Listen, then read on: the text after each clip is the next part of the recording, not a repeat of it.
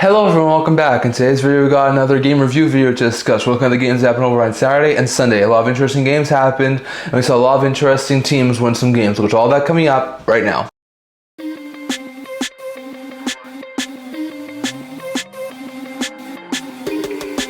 Hello everyone, welcome back to the video here at the Internet Talkie channel. Before we get into don't forget the latest video, subscribe down below. Thank you for all your support. We're able to without you guys, so if you haven't already, don't forget the subscribe button down below. And don't forget to leave a comment down in the comment section below so something else discuss in this video. Now, we saw a lot of games over the past couple of days. We saw 13 games in total over on Saturday, and we saw 4 games happen yesterday on Sunday, so we got a lot of interesting action to touch on here. So we'll start here with the early game that happened on Saturday. That was between the LA Kings and the Boston Bruins.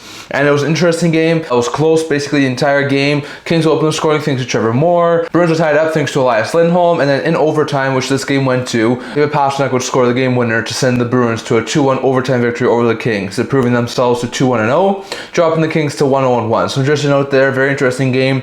But it was a very good game there from the Bruins. Lindholm and Pastrnak, like we said, the OT winner, were the 2 goal scorers, with Seguin stopping 33-34 shots in the win for Boston. For Los Angeles, Moore was the lone goal scorer in the OT loss. So interesting game there, but the Bruins do wind up coming away with an overtime victory. Then we saw a handful of games play in the afternoon. First, we saw the Buffalo Sabres get their first win of the year. It was a very interesting game.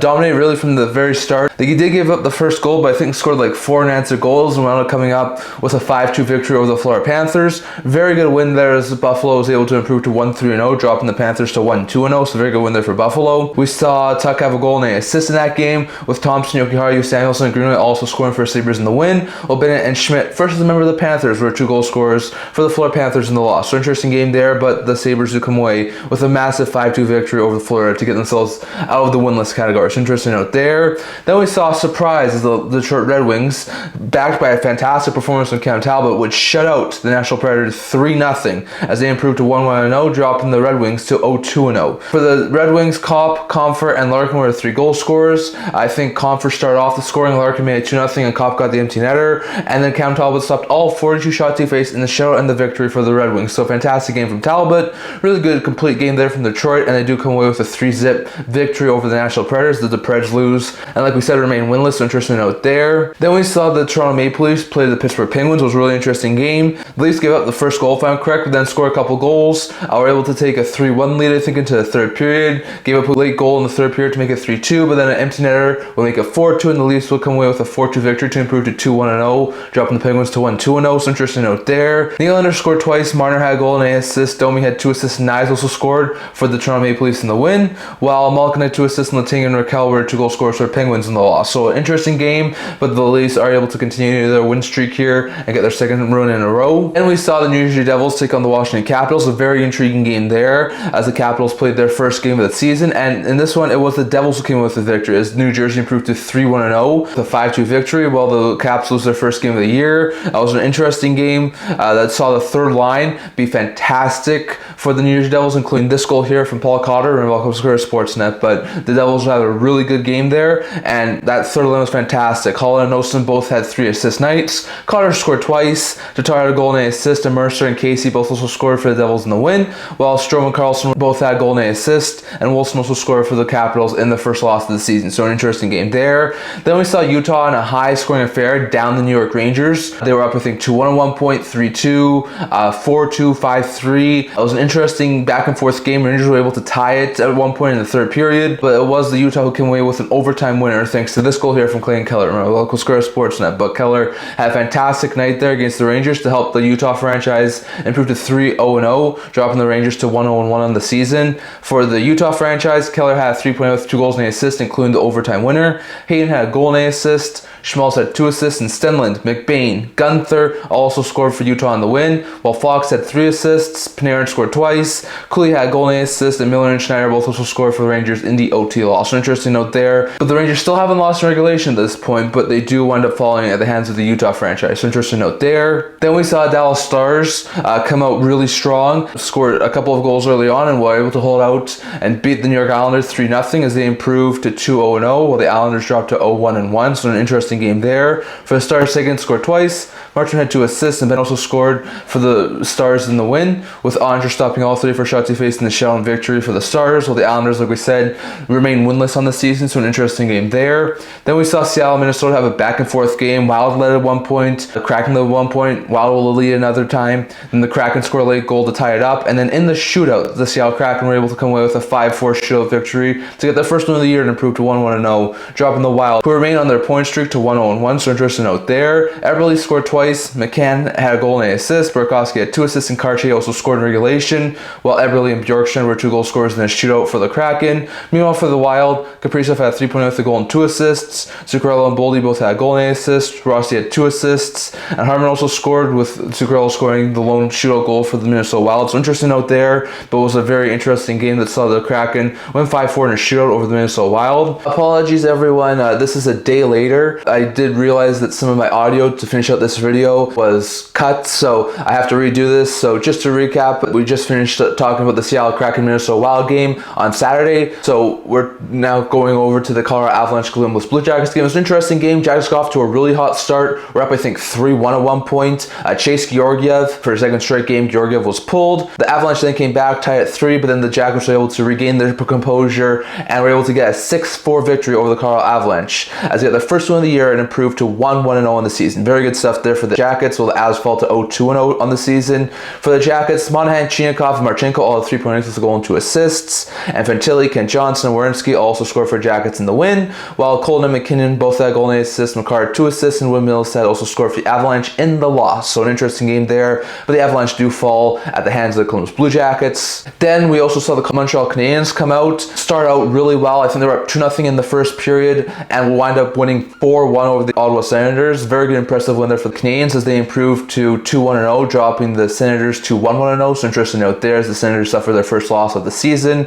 For the Canadiens, Caulfield scored twice, Slavkovsky and Hudson both had 2 assists, and Newhook and Heineman, who scored his first career NHL goal, both also scored for the Habs in the win, while Stützle was the lone goal scorer for the Senators and lost, like we said, as they fall. So interesting note there. Then we had the Ducks in their first game of the year play a really defensive battle against their rivals in California, the San Jose Sharks. It was an intriguing game, but the Ducks were able to get the victory with a goal midway through the third period from Isaac Lindstrom to win 2-0 and improve to 1-0-0. For the Ducks, Lindstrom and Zegras were 2 goal scorers, and they'll stopped all 30 shots they faced in the shutout and the victory for the Anaheim Ducks. While for the Sharks, Vanchuk stopped 29 of 30 shots in the loss as they fall to 0-1-1 on the season. So interesting note there, but the Ducks do win their first game of the year. Then we saw the Chicago Blackhawks come out in the second period, have a great second period, dominate it, and end up advancing a tie game to a 4-1 lead over the Edmonton Oilers, including this goal here, which I think was the third of the game for the Blackhawks from Connor Bedard. Very good shot there in Malcolm's career Sportsnet, but Bedard was a fantastic shot there. They would trade goals in the third period, and the Hawks would win 5-2. Very good win there for the Hawks. They got their first win of the year and improved to 1-1-1, while the Oilers are now down to 0-2-0 to start the season. Bad start there for the Oilers yet again. For the Hawks, Teravainen had 4 points with 2 goals and 2 assists. Bedard and Jones both had 3 points with a goal and 2 assists. Hirshev also scored for the Hawks in the win, while Drysdale and Perry were 2 goal scorers for the Oilers in the loss. So a bad loss there for the Oilers as they falter yet again. And then in the final game we saw on Saturday, we saw the Flames start fast, didn't look back. I think they were up like 2-0, 3-2, and they will come out with a 6-3 victory over the Philadelphia Flyers to improve to 2-0-0. Very good win there from the Calgary Flames. Huberdeau had a 4-point night with 2 goals and 2 assists. Kuzmenko had 3 assists. Kadri scored twice. Uyghur had a goal and an assist. Pospisil had 2 assists, and Backlund also scored for Flames in the win, while Konechny scored twice, and Farabee also scored for the Flyers, who suffered their first L of the year and dropped to 1-1-0, with the Flames remaining undefeated and improving to 2-0-0. So interesting note there. And then we saw 4 games happen over on Sunday. First, we saw Winnipeg Jets come from behind after giving up the opening goal with Scorley in the first to give themselves 1-1 tie. It would stay that way until overtime, where in overtime, Kyle Conrad scored the OT winner to help the Winnipeg Jets down the Minnesota Wild 2-1 to improve to 3-0-0, while the Wild do keep their point streak, but they fall to 1-0-2 on the season. So bad stuff there for Minnesota. For the Jets, Scheifele had a goal and an assist. Connor, who had the OT winner, also scored, and Hellebuck shot 26-27 shots in the win, while Middleton was the lone goal scorer for the Wild in the OT loss as they kept their point streak going, but fell, like we said, to 1-0-2. So interesting to note there. And then we saw the Dallas Stars come out, like we said, second half of a back-to-back, and they shut out their opponents again. They go out a couple of goals in the first period, and they would hold on for a 2-0 victory over the Seattle Kraken. They remain undefeated and improved to 3-0-0, while the Kraken fall to 1-2-0 in the year. So bad blow there for Seattle. For Dallas Stars, Harley and Johnson were 2 goal scorers, and the Smiths stopped all 25 shots he faced in the shutout, and the victory for the Stars. While with the loss, Seattle, like we said, falls. So interesting note there, but the Stars continue to have some really good pace to their game, and they start the season undefeated at 3-0-0. Then we saw the Battle of Alberta reignite as the Oilers took on the Flames. The Oilers were able to get out to a 3-0 lead, but 2 of those goals were called back, so they were only up to a 1-0 lead, and eventually the Flames took over the game, scored 4 unanswered goals, including this goal here from Justin Kirkland and welcome to Sportsnet. But a very fantastic story to get Kirkland his first NHL goal. It took him, like, I think it was 10 years